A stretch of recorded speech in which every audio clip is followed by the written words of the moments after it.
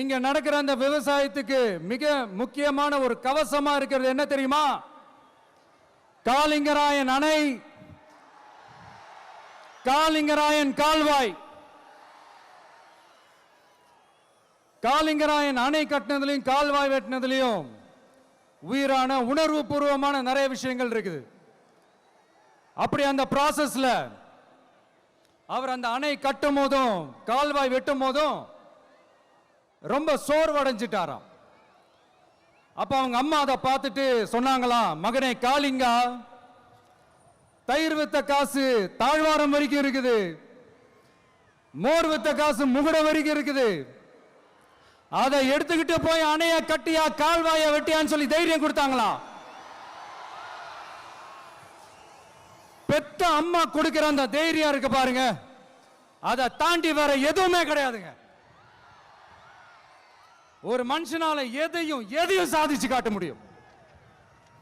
அப்படி ஒரு தைரியத்தை தான் இப்ப நீங்க, என்னுடைய அம்மா, அக்கா, தங்கைகள், நண்பா, நண்பிகள், தோழர்கள் எல்லாரும் எனக்கு கொடுத்திருக்கிறீங்க. அதே தைரியத்தை,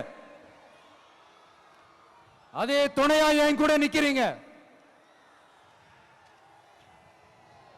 இதை எப்படி நம்ம பிரிச்சு விடலாம்? இதை எப்படி நம்ம கெடுக்கலாம்?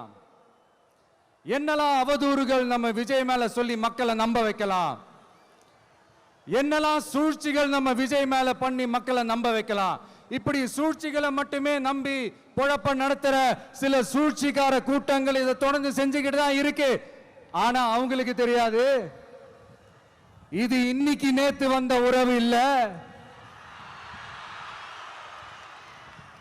கிட்டத்தட்ட 30-33 வருஷத்துக்கு மேல இருக்கிற உறவு.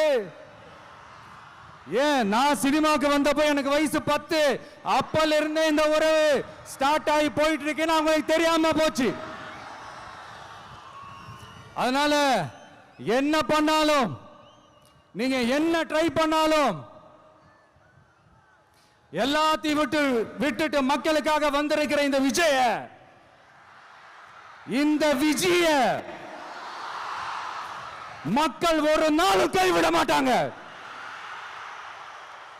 மக்கள் கூடவே நிக்கிறாங்க, கூடவே நிப்பாங்கன்னு அவங்களுக்கு தெரியாம போச்சு.